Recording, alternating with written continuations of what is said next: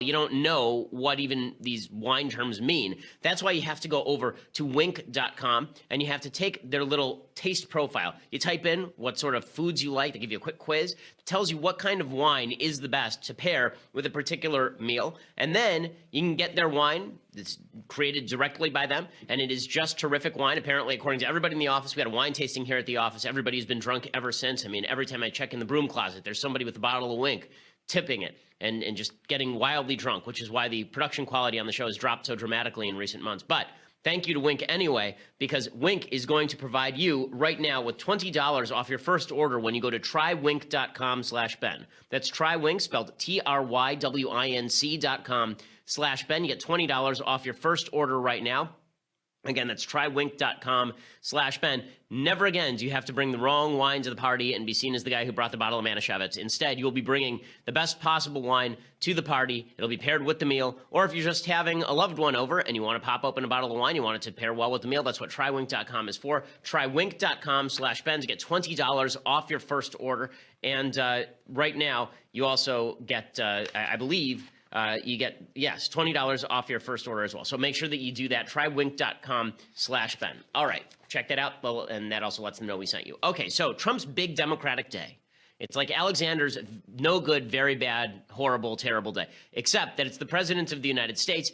And he decided yesterday that he was going to make his pivot. Right? Like Ross from Friends, he was going to take that couch and shove it up those stairs. It was time for a pivot. So President Trump, he started off the day by campaigning with Heidi Heitkamp. Heidi Heitkamp is a Democratic senator from North Dakota. She's super vulnerable in this election cycle because North Dakota is a very red state. It's a state that President Trump won by some 35 points. This would be a good opportunity to knock off a Democratic senator, no, and maybe add to the Republican majority in the Senate, making it easier for Trump to pass his supposed priorities. Heidi Heitkamp has only voted with President Trump 50% of the time. I will note here that Senator Jeff Flake, who Trump has been absolutely hammering at every available opportunity, dropping the elbow on him from the third tier, okay, that guy has been voting with Trump 94% of the time. Heidi Heitkamp is a Democrat. She's voted with Trump 50% of the time. Trump goes to North Dakota with Heidi Heitkamp and proceeds to praise her for a campaign ad that she will most certainly use. Here is President Trump doing just that. These are great people. They work hard. They're for you 100%. And we just want their support because we need support. You see that with what's happening in Congress. Nobody can get anything through Congress. We need support. So thank you, Senator Heitkamp. Everyone's saying, what's she doing up here? But I'll tell you what, good woman, and I think we'll have your support. I hope we'll have your support. Good one. And thank you great. very much, Senator. I'm so glad that he's now praising a Democratic senator in the midst of an election cycle where she is highly vulnerable. One of the most vulnerable Democratic senators. Now she's got that campaign ad. So he started off the day with that. Then he brought Ivanka out on stage. Ivanka, who is a Democrat, he praised her, and then he said that she really wanted to come to North Dakota with him for some odd reason. Sometimes they'll say, you know, he can't be that bad a guy. Look at Ivanka. No, come on up, honey. She's so good. She wanted to make the trip. She said, Dad, can I go with you? She actually said, Daddy, can I go with you? I like that, right? Daddy, can I go with you? I said, yes, you can. Where are you going? North Dakota. I said, oh, I like North Dakota. Hi, honey. Say something, baby. That is an independent woman with national security North clearance. Dakota. He's basically in his cabinet. Okay, in any case, he starts off with all this. He's campaigning with Democrats, including his daughter, as well as Heidi Heitkamp. Also, it came out yesterday that Trump does not want Gary Cohn, who has been on his National Economic Council, to be Fed chair. Why? Because Gary Cohn was mean to him. You remember after Charlottesville, Gary Cohn said that Trump did not necessarily represent his views on race in America. Trump is very, very mad at him. All of this is to say, I want to set the predicate for the big move that happened yesterday. The big move that happened yesterday was Trump caving to Pelosi and Schumer on the debt ceiling, and I'll explain that in a second. But I first want to set the predicate here. The predicate here is that President Trump does not govern from policy. President Trump governs from his gut, and that means he governs from who he likes and who he doesn't. Heidi Heitkamp votes with him 50% of the time, but he likes her. She's a good woman. Ivanka, daughter, likes her. She calls him daddy. Terrific. Really likes her. Gary Cohn, very mean guy. Selected himself, can't get an upper-level cabinet position, not because he's wrong, even though Gary Cohn is wrong and is basically a career Democrat. But that's not the reason Trump doesn't want to elevate him. It's because Gary Cohn was mean to him. Okay, there is a personal aspect to President Trump's decision-making when it comes to with whom he allies. And that is a problem. Okay, so the second thing that President Trump does yesterday is he continues to push forward his case on DACA. So he wants President Obama's executive amnesty enshrined permanently by Congress. I recall, I'm old enough to remember when he ran to the right of everyone in the Republican primaries and the general, he proclaimed that America was being victimized by immigrants, both legal and illegal. And he suggested that if we were a country without laws where we didn't deport people who violated the law, then we could not subsist as a country. Right, that we would simply collapse as a country. Well, now he is saying that President Obama's executive amnesty is great policy. It's just that Obama did it the wrong way. He did it the wrong way. And this is what I want to point out here. A lot of Republicans are siding with him. Okay, a lot of Republicans are siding with him, but that is not buying his allegiance. Okay, so Paul Ryan yesterday came out and he said he thinks it's just great that Trump wants Congress to back down on the DACA thing and pass some form of executive amnesty, except this would be legislative amnesty. Here's Ryan praising Trump yesterday. So first, let me say, President Obama was wrong to do it in the first place because he overstepped his constitutional bounds. We, the president and Congress, take an oath to support and defend the Constitution. So President Trump was right in his decision. He made the right call. I'm also encouraged by the fact that he gave us time to work out a consensus, to find a compromise, because these kids don't, for the most part, don't know any other home than the United States. Okay, so here's Ryan praising Trump. He made the right call. It's just great. Now, the more honest take is the take from Ann Coulter, right? The take from Ann Coulter, who in Trump we trust. He's going to make a border wall. He's going to deport people. Now Coulter is tweeting out, possible 2020 slogan. I broke my promises, betrayed my friends, and used my office to help my family. But hey, at least I'm not Hillary. Woo! Brutal stuff from Ann Coulter. But here's the point. Ryan is praising Trump, and Democrats are ripping Trump over his revisions to DACA, the Deferred Action for Childhood Arrivals program, Obama's executive amnesty. Here is Democratic Senator Markey saying that Trump is actually like Pontius Pilate. He's like the murderer of Jesus. The president is acting like Pontius Pilate. He's just washing his hands of this mess, knowing that these are all innocent young people who are caught in a crossfire. And rather than being presidential, rather than standing up and saying that he will be the leader and working with the Republican Party to bring recalcitrant conservative Republicans to the table to get a resolution, he's just walking away. Okay, so he's getting ripped by Democrats. Chuck Schumer also came out and ripped him. This is good old Senate Minority Leader Chucky Schumer from New York, ripping President Trump over DACA. I want to cut to the chase. The president's decision to end DACA was heartless and it was brainless. If this order stands, hundreds of thousands of families will be ripped apart. Tens of thousands of American businesses will lose hardworking employees. Okay, so remember what I just said. Okay, what I just said is that President Trump's policymaking is largely driven by his personal like or dislike for particular politicians.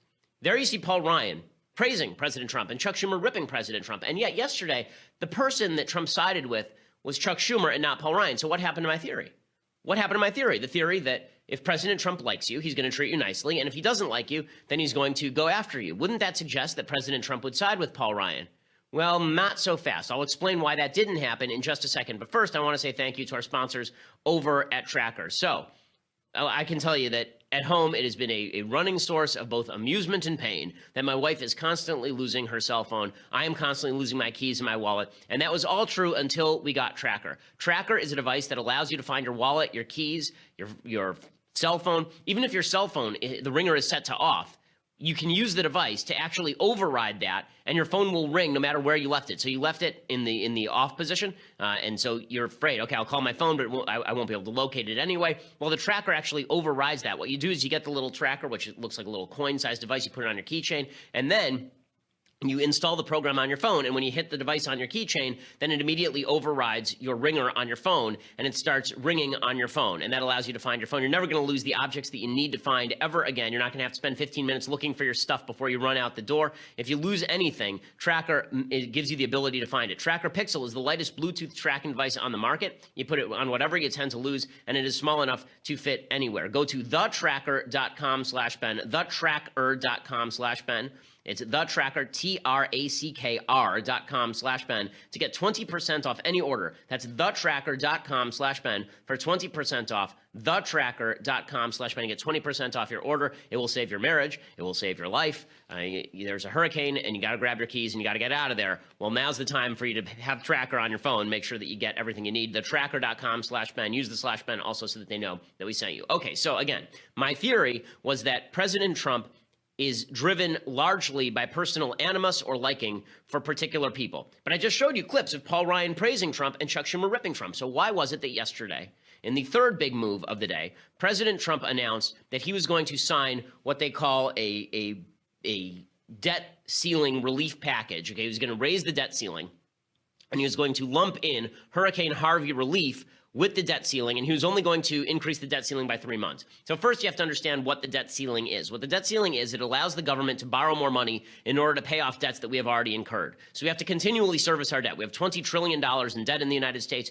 That means that we are being charged interest. We have bondholders, people who have bonds we have to pay off, and we have to borrow money in order to do that. If Congress doesn't raise the debt ceiling, the executive branch has no more capacity to borrow money, and then they have to start cutting back on some of the things they're implementing. They may have to cut off Social Security checks. They may have to tap emergency funds. Okay, so every few months the debt ceiling comes up because we spend so much damn money in this country. And what the Republicans wanted here was they wanted a debt ceiling increase that would take us beyond the next election cycle. Because here's the way it works. Every time there's a debt ceiling, then the party that is opposite of the president tries to use the debt ceiling as a way of ramming through its own policies. You remember Republicans did this with Obama repeatedly. They would say, okay, the debt ceiling is coming up. We want a concession on spending in order for us to raise the debt ceiling. That's what sequestration was. If you want us to raise the debt ceiling, you're going to have to cut spending. And then Obama said, okay, well, I'll do that, but only if you also cut military spending. And Republicans idiotically said, okay. So the debt ceiling is always used as a point of leverage for people against the president of the United States in order to get him to do things that he wouldn't otherwise want to do. So Republicans said, how about this? How about we do one of two things? Either we do just a clean debt ceiling increase for 18 months and we wrap in the Hurricane Harvey relief, or we do the Hurricane Harvey relief separately, right? That has to get done no matter what. We shouldn't hold that up with debt ceiling discussions. Let's just pass that as a clean package, and then we'll have a talk about debt ceiling relief. And we'll force the Democrats to shut down the government, because if the Democrats refuse to increase the debt ceiling, then there is essentially a government shutdown. And when that happens, then the Democrats pay the brunt of that. Like, say that the Democrats say, let's have a government shutdown over building the wall. Republicans say, really? They're going to shut down all government services because they don't want to protect your security? Right? The debt ceiling discussion goes usually in the president's favor. So usually it's used as a holdup by Congress, but the president usually wins the conversation. That's usually how this works. Well, right now, the Republicans were saying, let's make the debt ceiling conversation about 18 months, put it past the election so we don't have to have this fight during a midterm year. Or perhaps what we should do is we should pass Hurricane Harvey relief clean, and then we'll have the debt ceiling discussion in the context of other legislation Democrats want to hold up. Trump comes in the room. Okay, it's Paul Ryan and Mitch McConnell. They feel like they have the upper hand in this discussion. They have majorities in both houses. Trump comes in the room. Nancy Pelosi and Chuck Schumer are there. And Trump basically turns to Ryan and McConnell and he says, screw you guys. We're going to do Harvey relief and we're going to do a 3-month debt ceiling increase. Okay, increasing the debt ceiling at all, for my money, is always a mistake. We should be looking at cuts every time we raise the debt ceiling. But not only that, a 3-month debt relief package, a debt ceiling package, only takes us to December. And Trump just signaled that he's willing to give Democrats anything they want whenever they hold up the debt ceiling. So that means he's probably not going to get anything this year, right? If Democrats want to hold something up, they'll hold something up because Trump basically just signaled that whatever Democrats want, he'll do it. He didn't even negotiate. I mean, that's what the stories are saying here. That Nancy Pelosi came in and she didn't even expect this. Schumer didn't expect this. They came in and they were expecting to go back and forth with Trump, and maybe they come up with a 6-month debt ceiling increase, and in return they give the Hurricane Harvey funding. But they certainly weren't expecting a 3-month debt ceiling increase, so we have to fight this again in 3 months. And then Democrats can use the debt ceiling as leverage in order to fight back on his immigration proposal. This means basically no funding for the wall is probably a good bet. It also means it's going to be very difficult to pass tax reform because obviously Trump has no stomach to fight the Democrats on this stuff. Okay, so what happened here? Right? Again, for the third time, my theory was that Trump was going to side with the people he likes and against the people that he doesn't. So what happened? Why didn't he side with Paul Ryan? Okay, so to understand this, first of all, I think that a little history is necessary. I want to point out that Donald Trump knows full well that when you cave to Democrats on the debt ceiling, you're doing something wrong. Here are some of his flashback tweets. This would be 17, 18, and 19. So this is Trump's tweet from back in 2013. Quote, "I cannot believe the Republicans are extending the debt ceiling. I am a Republican and I am embarrassed." And then he tweeted, again, there's an old Trump tweet for every occasion. Then he tweeted, "Why do the Republicans always negotiate against themselves in public? Watching them operate these fiscal negotiations is painful." Okay, and then again, he tweeted, "The worst negotiators in history, otherwise known as Republicans, have just offered to suspend debt ceiling for 4 months. Pathetic." He didn't even worse, right? He offered to suspend it for 3 months. Okay, there's always an old Trump tweet that comes back to haunt him.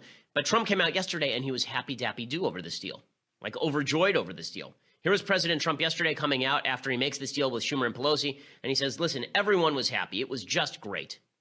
I had a great bipartisan meeting with Democrat and Republican leaders in Congress, and I'm committed to working with both parties to deliver for our wonderful, wonderful citizens. It's about time. We had a great meeting with Chuck Schumer, Nancy Pelosi, and the whole Republican leadership group. And I'll tell you what, we walked out of there, Mitch and Paul and everybody, Kevin, and we walked out and everybody was happy. Not too happy, because you can never be too happy, but they were happy enough.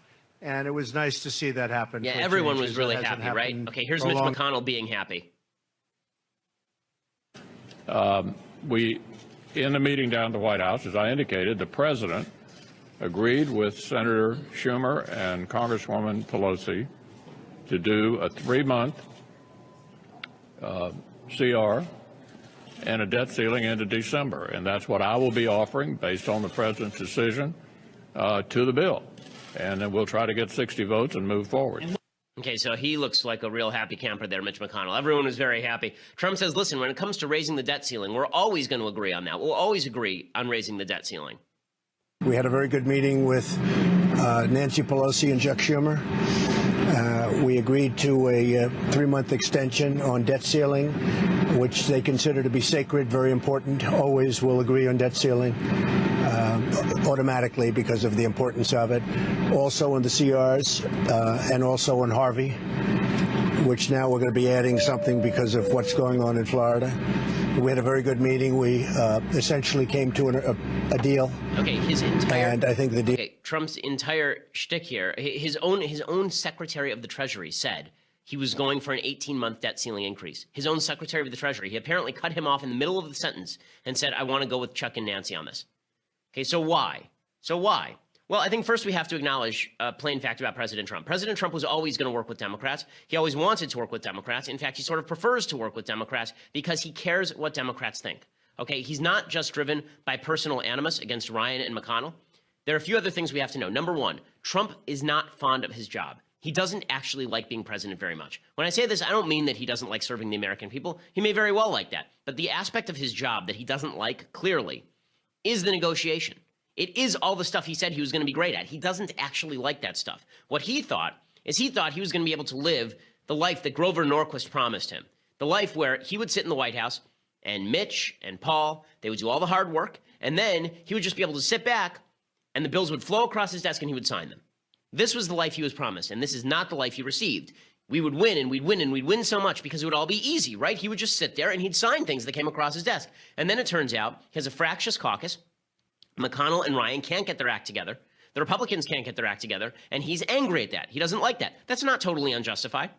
Everyone in the Republican caucus is very frustrated with the divisions inside the Republican caucus, but he had expectations that were not fulfilled. The expectation was going to be that his job was going to be easy. It's not easy. He doesn't want to do the negotiation and the wheeling and the dealing. He's never been that good of a negotiator. I mean, this is the dirty little secret about President Trump. He has never been a good negotiator. Look at the deals that he's made in business in the past.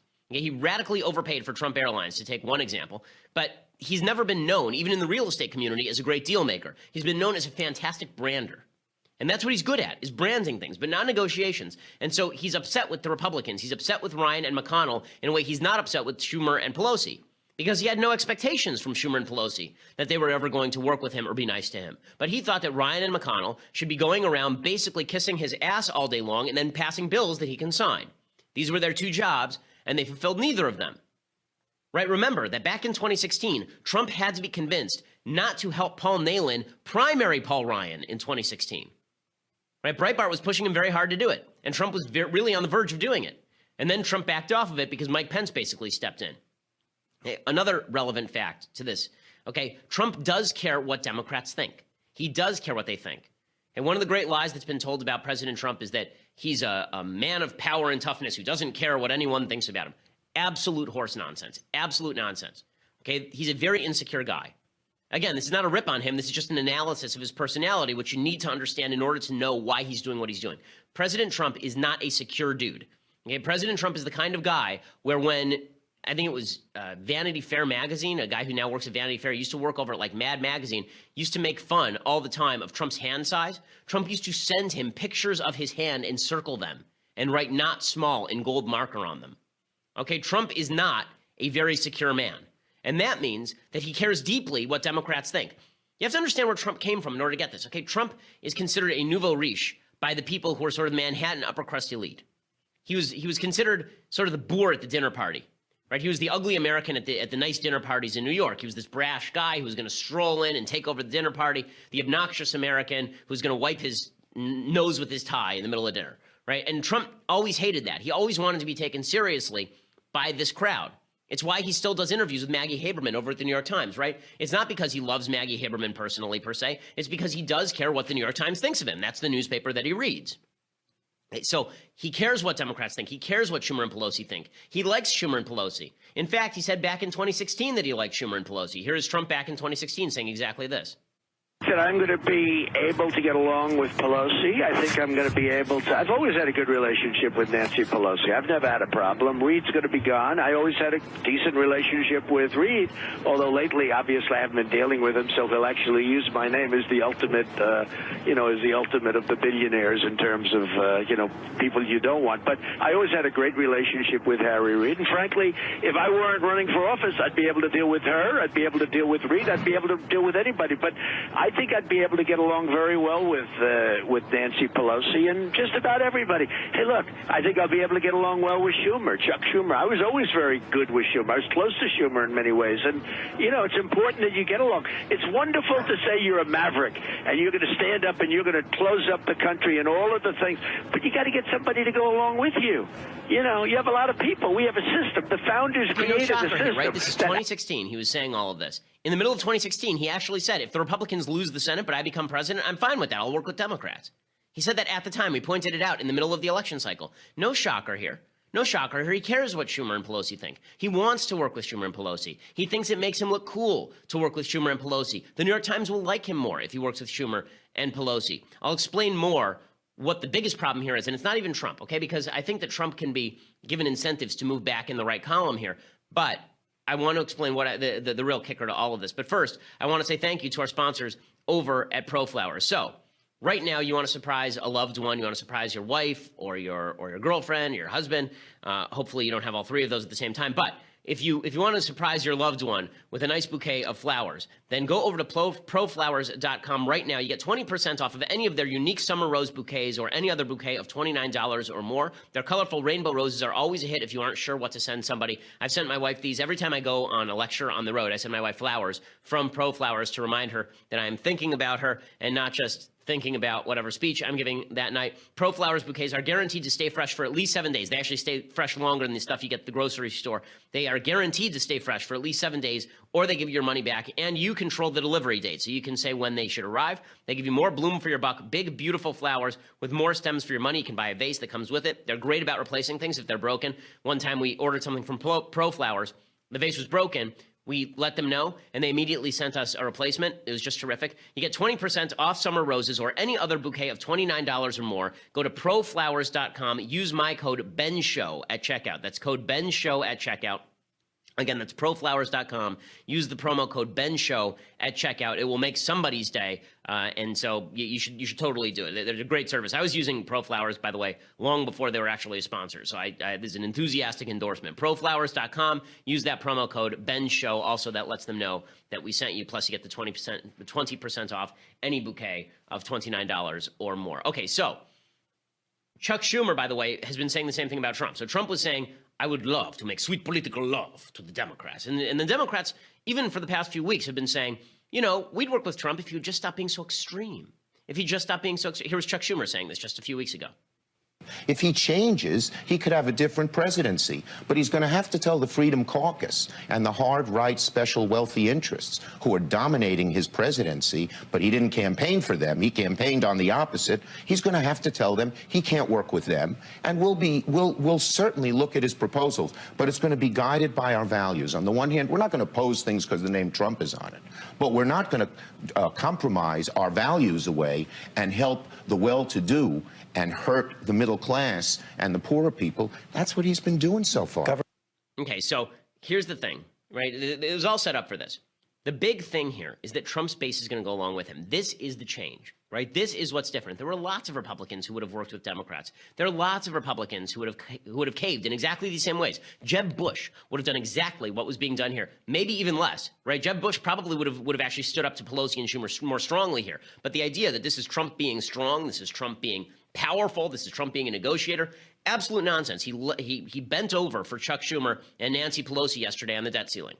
Okay, when John Boehner did this, I'm old enough to remember, when John Boehner did this with Barack Obama, we reamed him. This is the second time in the last 6 months that Republicans have gone along with the Democratic program. You remember just a few months ago, Paul Ryan, Mitch McConnell, Donald Trump, they went along with a Democratic $1.1 trillion budget that did not even include cuts to funding to Planned Parenthood or funding for the border wall. Remember, we've done this already. And Trump said, don't worry, we'll have that fight in September. Now it's September. Are we going to have that fight in September? No, we're not. Now he says, oh, we'll have that fight in December. Will we? Interesting. Okay, why is he getting away with this? Why is Trump getting away with this? He's getting away with this because there are a lot of members of Trump's base who are fine with this. Trump is in a very comfortable situation. There's a CNN poll that came out a few weeks ago. 61% of Republicans say that he will not lose their support no matter what he does. Okay, this is not you being a good conservative. If you believe this about any human being, it's not about principle anymore. It's about personal loyalty. Trump knows that there are a bunch of, I'm seeing it on Twitter. I'm seeing it on the comments to my own piece. You just don't understand the 72-degree MAGA underwater hungry hippos backgammon chess game that Trump is playing here. No, it's not a chess game. You are just not willing to acknowledge that President Trump is making caves to Pelosi and Schumer, not out of strategic necessity, but because it's something that he wants to do. Because Trump was never that conservative. Now, are you right to be angry with Mitch McConnell and Paul Ryan? See, here's the justification that I'm hearing today. The justification that I'm hearing today from a lot of people is, what do you expect Trump to do? He wants to get stuff done. Mitch McConnell, Paul Ryan, they're not sending bills to his desk. What do you want him to do? Totally fair to say that Mitch McConnell and Paul Ryan should be sending bills to his desk. I fail to understand, however, how the legitimate alternative to that is caving to Chuck Schumer and Nancy Pelosi. Explain to me that one. Explain to me, all the people who said that it was so important to defeat Hillary Clinton and Chuck Schumer and Nancy Pelosi, and that's why we all had to vote Trump. I need it explained to me why it is that it is so important that Mitch McConnell and Paul Ryan provide legislation to Trump's desk that Trump must do deals with Pelosi and Schumer. Isn't it possible that maybe he just shouldn't do deals with anyone? Or maybe it'd be better if he didn't. I thought that was the whole premise here, was that it was important to stop the Democratic agenda, not that it was important to forward the Democratic agenda if the Republican agenda wouldn't be forwarded by Republicans in Congress. The dirty little secret here is that, again, reactionary politics is infusing and infecting the right. Okay, so the right was reacting against Hillary Clinton when they picked the guy they thought could hit hardest in Trump. Understandable. Now, a lot of the Trump supporters are reacting not against Schumer and Pelosi, legitimate political enemies. They're reacting against McConnell and Ryan, because the idea here is that McConnell and Ryan are the real enemies. Now, they've forgotten why McConnell and Ryan are the enemies, right? They've forgotten that McConnell and Ryan are the bad guys because they caved to Schumer and Pelosi. So the logic now goes like this. McConnell, Ryan, absolute cucks, these people. They just cave to the Democrats all the time, these cuck, terrible cowards. How dare they? They're constantly caving to Democrats. And that's why we need Trump, because he'll stand up. And then Trump is good because he's caving to Pelosi and Schumer. And if Mitch McConnell and Paul Ryan said no to Trump, then they'd be standing in the way of Trump. And that would make them cucks, you understand? So if they support Pelosi and Schumer, they're cucks. And if they don't support Pelosi and Schumer and Trump, then they're cucks. You get how this works? I don't, because it doesn't make any sense, okay? There's no logical sense there when you attach principle to the discussion. But if principle's out the window, if we're just so mad at Ryan and McConnell that anything that humiliates Ryan and McConnell is good, then what Trump did is good. It would have been bad if Hillary did it, of course. But if Trump does it, it's fine, because Trump's doing it exactly to humiliate Ryan and McConnell. And you never know. Maybe by doing this, here's the 4D chess move. Maybe He'll force McConnell and Ryan to actually move to the right. Now, here is the kicker to all of this. Okay, to this particular logic. I was thinking about this a lot this morning because I was thinking, hey, maybe that's right. Maybe that's right. Maybe the goal here is that Trump is moving with Democrats because he wants to force McConnell and Ryan to get their act together and provide him legislation that he can sign. And if they won't do it, I'll go to the other side. Maybe that's what's going on. Except this neglects the key point of the entire Trump campaign. Okay, the key point of the entire Trump campaign, which I will tell you in just 1 second. But first, I want to say thank you to our sponsors over at LendingTree. Okay, over at LendingTree, the average LendingTree customer saves $20,000 over the life of their loan. Most people, when they go for a mortgage, they're just going to look at one place that grants a mortgage. They're not going to look at a bunch. They're not going to look at a list of places. They're not going to look for competitive offers. They go to a friend or family. They say, where'd you get your mortgage? Who's your mortgage agent? And then they go and talk to that one guy. That's not a recipe designed for ensuring a low-cost mortgage. Right now, if you go to lendingtree.com, the average LendingTree customer can save $20,000 over the life of their loan. That's average. Okay, so that means a lot of people get a bigger discount than $20,000 over the life of their loan. It's a very easy process. You go to their website, you type in some basic information about your property and some basic background information about you, and then it will give you an entire list. It'll give you a huge list of all of the lenders who want to give you offers. Okay, it takes you like 3 minutes. You can get up to 5 real offers from America's top lenders, and you can compare them side by side for free. It's like shopping for flights online, only you're shopping for the best mortgage offers for you. If you're not sure that you have the best mortgage deal, and we're talking tens of thousands of dollars here, folks, you need to find out how much you can save today at lendingtree.com/Ben. That's lendingtree.com/Ben. Again, it's lendingtree.com/Ben. LendingTree LLC, NMLS number 1136. Terms and conditions do apply. So make sure you go over to LendingTree before you get your mortgage, because that is going to ensure you get the best one. By the way, there's a good chance that your bank is already working with LendingTree, so it's not a bunch of no-name lenders. It's big-name lenders as well. Okay, so here is the point, and why the logic falls apart as far as Trump is going to put pressure. He's going to put pressure on the Republicans by working with Schumer and Pelosi. The entire premise of Donald Trump's campaign is that Ryan and McConnell were weaklings who wanted to work with Schumer and Pelosi. That was the entire premise. We can't trust the Republicans not to cave. So now your suggestion is that Republicans are going to get so scared of Trump caving to Schumer and Pelosi that they are going to start passing conservative legislation. Do you really believe that? You really think that's true? Or is it more likely that what's going to happen here is McConnell is just going to go along for the ride because now he doesn't get blamed for lefty policy?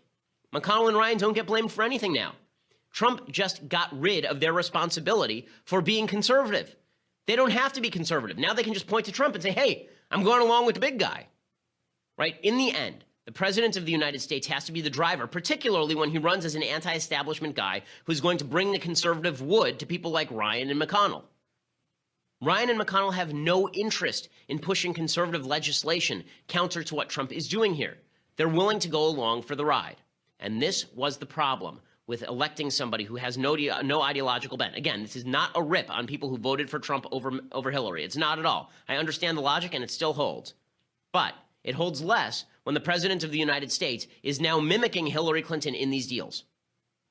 Okay, the deal that Trump just signed with Pelosi and Schumer yesterday is absolutely no different from anything that Hillary Clinton would have signed with Schumer and Pelosi yesterday. That doesn't mean everything Trump has done is Schumer and Pelosi, is Hillary. Obviously not.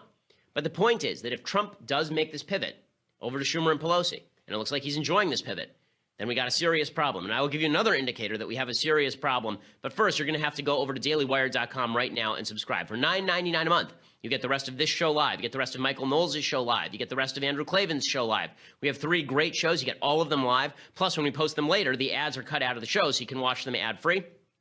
Also, you get our website ad-free as well. So all of these great things. Plus, you get to be part of my mailbag, which we are doing tomorrow and which you will enjoy thoroughly. We will answer all of your life's questions. It will be just great.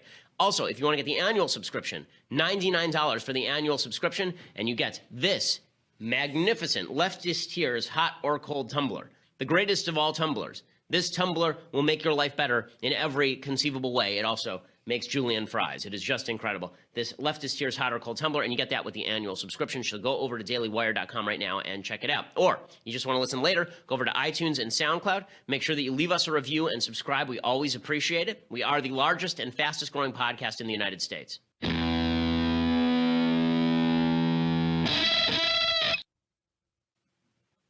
Should have said conservative podcast, by the way. Okay, so here is the latest indicator that President Trump is actually, this isn't just a fake move. This is actually real trouble. So this morning, President Trump tweets out this. Okay, this is 20. President Trump tweets out that he says, quote, "For all of those DACA that are concerned about your status during the 6-month period, you have nothing to worry about. No action." So what he means by this, presumably, is that if you are a person who has been granted sort of temporary amnesty under DACA, we're not going to move to deport you. Right? There are a lot of people on the left who are confused by this, suggesting that Trump wasn't saying you need to go renew. You do need to go to renew if you want to renew. But Trump tweets this out. And then the news breaks from Heather Cagle and a bunch of other people in the media. Source tells me Nancy Pelosi called Trump this morning, asked him to tweet this. Yes, you heard that correctly. Nancy Pelosi legitimately asked Donald Trump to tweet something, and Donald Trump went ahead and then tweeted it. Okay, that is where we are right now. So no one could control Donald Trump's Twitter feed except for Nancy Pelosi. No one could control it. John Kelly couldn't control it. Reince Priebus couldn't control it. Javanka couldn't control it. No one could control it except for Nancy Pelosi. This is a quote from Nancy Pelosi this morning. Quote, "I was telling my colleagues, this is what I asked the president to do. And boom, boom, boom, the tweet appeared." First of all, Nancy Pelosi should never say boom, boom, boom. But the point is that she asked Trump to do this, and Trump did it. And Trump's loving it. He's enjoying it. This is the guy Trump wanted to be. Someone suggested that what Trump actually wanted to be was sort of mayor of New York. Mayor of New York works with Democrats. Mayor of New York gets to be very brash, gets to be Ed Koch. And I think there's some truth to that. That's sort of how he's running this thing. And listen to this. Okay, are you ready for this?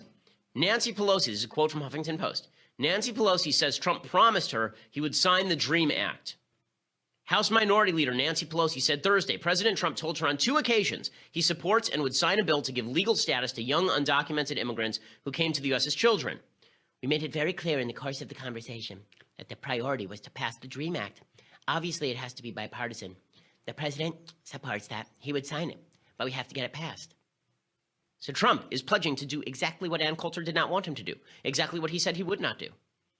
Why is he doing all of that? Because Trump does not have any ideology. Trump wants to get things done. He doesn't care what those things are. All of the talking points that were used for why Trump was going to be a great president, because he wants to get things done, because he's non-ideological, there are costs to having a non-ideological president.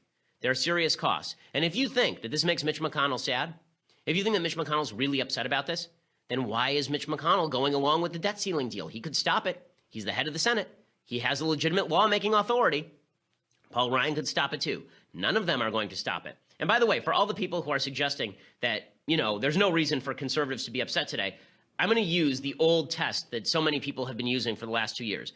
Does it give the media the sads, or does it make the media happy? Are the media sad or happy, right? This is what we've been told. This is the great appeal of President Trump, is that no matter what he does, it gives the media the sads. Okay, I want to show you Dana Bash from CNN hates President Trump. Thinks President Trump's the worst. Thinks the Republicans suck.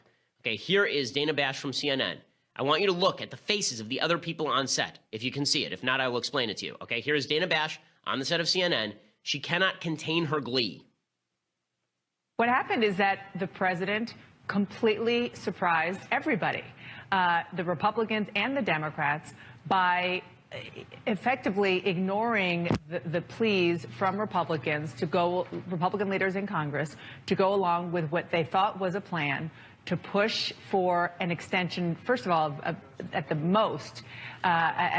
very least, 18 months for the debt limit, because they thought tactically and then just policy and politically, for all those reasons, that they would want to kind of kick it down past the next election. Well, the president not only said no to that, I am told by a source who was familiar with the meeting, then the Republicans said, okay, 12 months, no. Okay, 6 months, no. Democrats were firm on saying 3 months, and that's it. And we'll tie it to the relief for Hurricane Harvey. And the president said, okay, deal. At that point, the Republican leader, the majority leader, Mitch McConnell, said, okay, well, if we're going to do that, let's at least extend the funding for the government so that we have it all in one package. And I was told that the Republican leaders were shell-shocked. They didn't expect it. Certainly the Democrats didn't expect it. They thought that they were just going to come out with a kind of agreeing to disagree situation, which they usually do. And that's not what happened at all. Look how happy she is. Okay, look how happy all the other panelists are. Everyone's happy. When Trump said everyone's happy, He shouldn't mean the media. Remember, these are the fake news. This is the fake news media. This is CNN. They're the worst. These are the people that he tackles gifts of, right? And there's Dana Bash just chortling it up. Now, you would expect conservatives might pick up on this and say, well, maybe Trump should back off of this sort of thing if he's pleasing the Democrats and the media, and Chuck Schumer and Nancy Pelosi are happy-dappy-do. No. Okay, so I want to show you what I think is the most indicative clip of how a lot of Republicans responded to Trump's day as a Democrat yesterday. And this is the most troubling thing. This is what I was always afraid of. I was afraid of the soul sucking of the Republican Party away from conservatism and toward whatever Trump wanted to do, because the glow, the afterglow, the almost post-sexual afterglow of defeating Hillary Clinton meant Trump could do whatever he wanted. Lou Dobbs, okay, Lou Dobbs, who is a border hawk of border hawks, right? He's Ann Coulter, except he's old and male, okay? Lou Dobbs, he was I remember when he was a fiscal conservative, Lou Dobbs. Okay, here is Lou Dobbs talking about the debt ceiling deal that Trump just cut, and look what he's saying. Okay, this is totally, it's amazing. I like Lou, but this is amazing. The president not only took Rhino Ryan to the woodshed, but eliminated any need for any Republican to ever pretend again that Ryan is a real Republican in any way, or that any Rhino has a political future, after Mr. Trump simply booted the hapless fool of a speaker out of the way of those trying to get the nation's business done. What now? Say what? Huh? Does that mean if Obama cuts that exact same deal with Nancy Pelosi and Chuck Schumer, then Ryan is the hero for stopping it and the sucker and the rhino for going along with it? But if Trump makes the deal with Schumer and Pelosi, we booted that rhino right off the road. I mean, look at that. No one ever has to pretend that Ryan's a rhino again. You know, if that rhino Ryan weren't really a rhino, he would have just said fine to Pelosi and Schumer. What in the world? What in the world? Why not just make Nancy Pelosi president? Then you'd really show that Paul Ryan guy a thing or two. Why not give her power in the House? You really want to screw with Paul Ryan? That dude's speaker. Nancy Pelosi's just the House minority leader. If Trump really wants to show that he hates rhinos, he should make Nancy Pelosi Speaker of the House. That's what he should do. He should make sure the Republicans lose their elections in 2018. Wouldn't that show that jackass Ryan? My goodness. I mean, come on, that Ryan, pansy, rhino jerk. What in the world? Okay, again, I thought the opposition to Ryan was based on the fact that Ryan is too soft on Democrats, not on the fact that he's just a guy whose last name is Ryan. Like, what? I mean, I was talking to somebody last night, and I said, basically, Republicans now break down into three groups. Okay, here are the three groups of Republicans. Republicans who care about policy. Okay, these are people who have disagreed about Trump. Okay, I care about policy. Ann Coulter cares about policy. There are a bunch of people who disagree on all these issues who care about policy, but we're all one group. Then there's a second group of people who don't care about policy at all and will just kiss Trump's ass no matter what he does. Okay, and I think we all know who those people are. And then there's a third group of people who pretend that they're members of Group 1 but are actually members of Group 2. Right? People who pretend that they're principled, but they're actually people who will just follow Trump anywhere. Okay, following Trump anywhere means that you are not providing any incentive for him to move back in the right lane. If you're a conservative and you think that Trump is going to move back right because you're praising him for working with Nancy Pelosi and Chuck Schumer, what exactly is the check here? Ooh. Okay, time for a couple of quick things I like, quick things I hate, and then the big idea, and we'll cram it all in the next 2.5 minutes. Aha. Okay, so time for some things I like. So God help us, I'm actually going to say a thing that I like is the Michael Knowles show. So congratulations to our own Michael Knowles. For the first time, he's done something I like. What did Michael Knowles do on his podcast? Well, he had me on yesterday. So if you want to go listen to a great interview, he's actually a really good interviewer, Michael. And if you want to go listen to what is a really kind of interesting philosophical discussion, go over and download the Michael Knowles show. Give him a boost on iTunes by downloading, subscribing, and leaving him a review. Michael's show is really good. It's actually turned into a really good show. When it first started, I thought, no way we should have given this guy a show. And then I thought again, no way we should have given this guy a show. I still think we shouldn't have given this guy a show. But now that he has one, you should go listen to it because it's actually pretty good. So go check out the Michael Knowles show. I mock because I am lukewarm. Not because I love, but because I like, sort of. So go check out the Michael Knowles show. It is well worth checking out. Again, subscribe and leave a review. We'll save the other thing I like for tomorrow, I think. Okay, let's do a couple of things that I hate.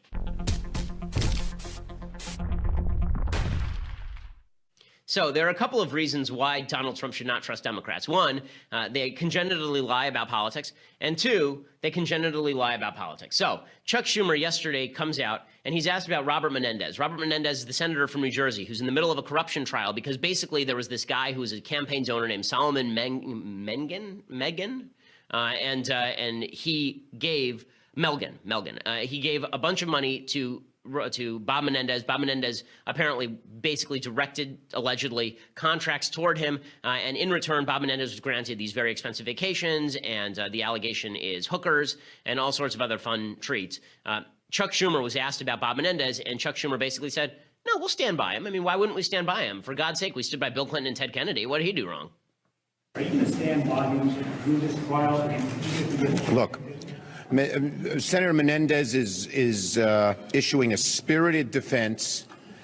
We all believe in the presumption of innocence in this country, and Senator Menendez is fighting very hard, and we respect that greatly. Okay, so there he is, refusing to move away from the guy who may have been involved in a number of nefarious activities. Even if he's convicted, Schumer says, he may not move away from him. Okay, other things that I hate. So The View, which is just a pack of jackals trying to eat each other's feet. It's really quite an awful show. As I said last week, you don't need a female Lord of the Flies that already exists.